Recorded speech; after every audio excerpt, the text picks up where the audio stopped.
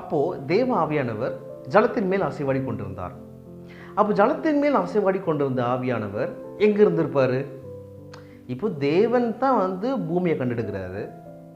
இன்னொரு அடுத்து தொடர்ந்து படிக்கும்போது தேவ ஆவியானவர் ஜலத்தின் மேல் அசைவாடி கொண்டிருந்தார் அப்படின்ட்டு சொல்லப்பட்டிருக்கு. ஆனால் இப்போது ஆண்டவர் ஒரு விஷயத்தை இங்கே செய்ய ஆரம்பிச்சுட்டு அங்கே போய் இன்னொரு விஷயத்தை செய்ய மாட்டார். ஒரு விஷயத்தை செய்கிறாருன்னா அதுக்கு தான் சொன்னேன், கான்டெக்ஸ்ட், மெசேஜ் அண்ட் க்ளோசிங். அப்போ மெசேஜில் ஸ்டெப் பை ஸ்டெப்பாக தான் ஒன்று ஒன்றாக பண்ணுவார் இல்லையா? அப்போ பூமி இங்கே தான் இருந்திருக்கணும், தண்ணீரும் இங்கே தான் இருந்திருக்கணும். அப்போது நான் சொன்ன மாதிரி இதுதான் பூமியை வச்சுக்கோங்களேன். அப்போ இந்த பூமியானது தண்ணீரால் நிறைந்திருந்தது. இந்த பூமி முழுவதும் இருளால் சூழப்பட்டிருந்தது. இந்த பூமியை சுற்றிலும் தண்ணீர்கள் காணப்பட்டது, ஜலம் காணப்பட்டது. அப்போது பார்க்குறாரு, ஆண்டவர் பார்க்குறாரு, தேவன் பார்க்குறாரு. இப்போ இதுலேயும் திருத்துவம் அடங்குது. தேவன் பிதா, குமாரன், பரிசுத்த ஆவியானவர். இப்போது வார்த்தை தான் ஆவி. பிதா கட்டளை கொடுக்குறவர், குமாரன் செயலாற்றுகிறவர். அப்போ நீங்கள் கேட்கலாம், என்னடா இதில் தேவன் கொடுத்துருக்குது, தேவ ஆவியானவர் கொடுத்துருக்குது, குமாரன் பற்றி கொடுக்கலையே. நான் சொல்கிறேன், அது பின்வரும் வசனங்களில் காணப்படும். நான் அதுக்கான க்ளூ பின்வரும் வசனங்களில் அடங்கி இருக்குது. நான் உங்களுக்கு சொல்கிறேன். இப்போ பாருங்கள், தண்ணீரால் சூழப்பட்டிருக்குது பூமி. பூமியானது இருளாக இருக்குது, ஒழுங்கின்மையுமாக இருக்குது, வெறுமையுமாக இருக்குது. ரைட்டுங்களா? இப்போது தேவாவியானவர் ஜலத்தின் மேல் அசைவாடி கொண்டிருந்தார். அப்போது தேவன் இங்கே தான் இருக்கிறாரு, தேவாவியானவர் இங்கே தான் இருக்கிறார். இது ஒருவேளை உங்களுக்கு கொஞ்சம் புதுசாக இருக்கலாம், புரியாத மாதிரி இருக்கலாம். ஆனால் தொடர்ந்து கவனிக்கும்படி நான் கேட்டுக்கொள்கிறேன். இப்போ தொடர்ந்து பார்ப்போம். அடுத்த வசனம், தேவன் வெளிச்சம் உண்டாக கடவுது என்றார் அப்படின்ட்டு இருக்குது. இப்போ எனக்கு ஒரு கேள்வி திடீர்னு, என்னடா இது? அதான் தேவ ஆவியானவர் அங்கே தான் இருக்கிறார்ல, அவர்கிட்ட வெளிச்சம் கொடுக்க போகிறார்ல. அப்போ ஆல்ரெடி அங்கே வெளிச்சம் தேவ ஆவியானவர் எங்கே இருக்கிறாரோ அங்கே வெளிச்சம் இருக்கணும் தானே? 1 யோவானில் கூட நம்ம வாசிக்கிறோம், தேவன் ஒளியாக இருக்கிறார், அவரில் எவ்வளவேனும் இருள் இல்லை அப்படின்னு வாசிக்கிறோம். 1 யோவான் 1ஆம் அதிகாரம் 5ஆம் வசனத்தில் வாசிக்கிறோம். ஆனால் இப்போ தேவ ஆவியானவர் இருக்கும்போது எதுக்கு எக்ஸ்ட்ரா ஒரு கமாண்ட் கொடுக்கணும் அங்கே?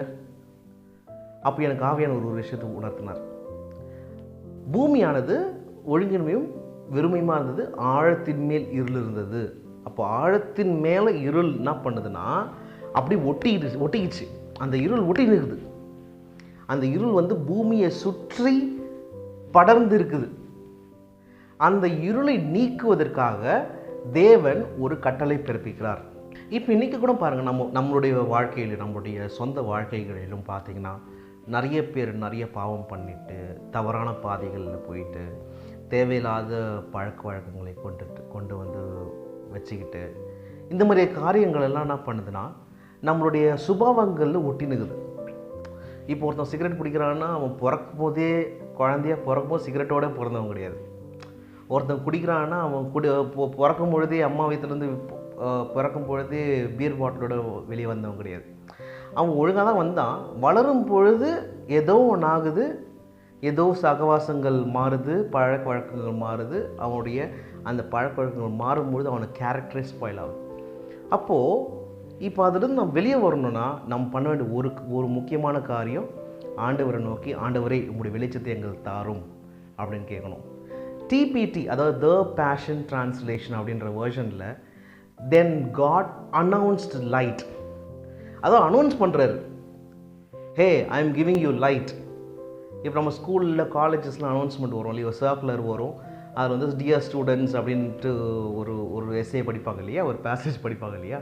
அது மாதிரி ஆண்டவர் என்ன பண்ணுறாருன்னா அனௌன்ஸ் பண்ணுறாரு, I am going to give you light அப்படின்ற மாதிரி அனௌன்ஸ் பண்ணுறாரு.